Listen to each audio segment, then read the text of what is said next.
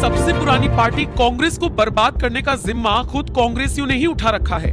बहुत दूर जाने की जरूरत नहीं है।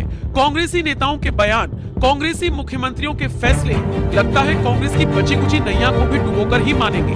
कई राज्यों से तो कांग्रेस पहले ही बाहर हो चुकी है। जिनमें बची है वहां से बेइज्जत होकर खदेड़े जाने का इंतजाम कर रही है। जो फैसला अब हिमाचल प्रदेश की कांग्रेसी सुक्खू सरकार ने लिया है, यकीन मानिए आस्था पर चोट करने से पहले कम से कम एक बार तो सोच लेना चाहिए था, क्योंकि इस फैसले पर जनता कह रही है कि कांग्रेस सरकार अपनी कब्र में एक और कील गाड़ने का काम कर रही है। विनाश काले विपरीत बुद्धि। तो आखिर ऐसा कौन सा फैसला सुक्खू सरकार की तरफ से लिया जा रहा है, चलिए आपको बताते हैं।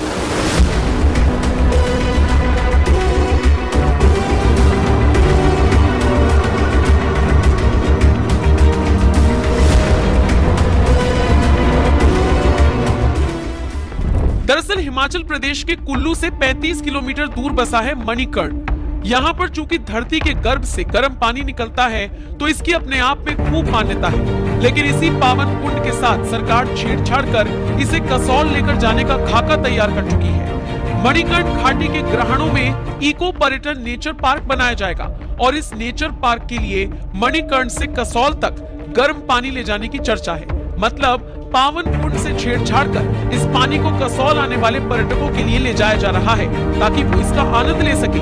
क्या ये आस्था को आघात पहुंचाने वाली बात नहीं है? बिल्कुल है।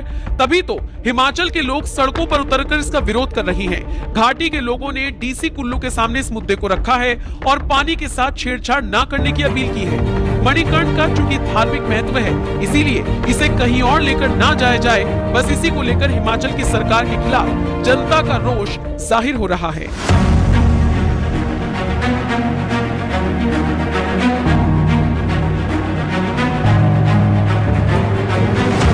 आप सोचिए, पवित्र स्थान से पानी लेकर किसी पर्यटन स्थल पर सरकार क्यों लेकर जाना चाहेगी?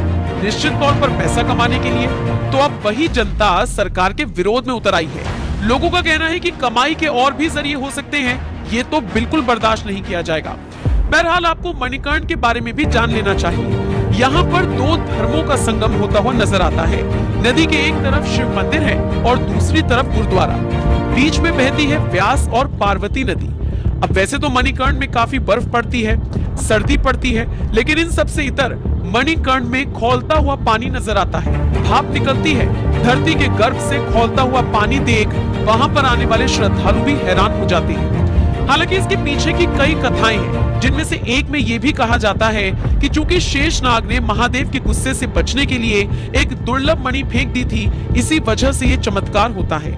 मणि के तेज से ही खौलता हुआ पानी निकलता है। आपको जानकर ताज्जुब होगा कि गुरुद्वारा हो या मंदिर, आप फर्श पर नंगे पांव नहीं चल सकते। वैसे इसके पीछे साइंटिस्ट अपना तर्क देते हैं। वैज्ञानिक कहते हैं कि पानी के नीचे रेडियम जनरेट होता है और इसी वजह से यहाँ का पानी हमेशा गर्म रहता है। बहरहाल अब जिस तरीके से मणिकर्ण कुंड से पानी कसौल ले जाने की तैयारी सुक्खू सरकार कर रही है, इस पर उनकी तीखी आलोचना हो रही है और जनता में रोष देखा जा रहा है। फिलहाल देखने वाली बात होगी कि जनता का रोष देखते हुए सरकार अपने इस फैसले को वापस लेती है या नहीं।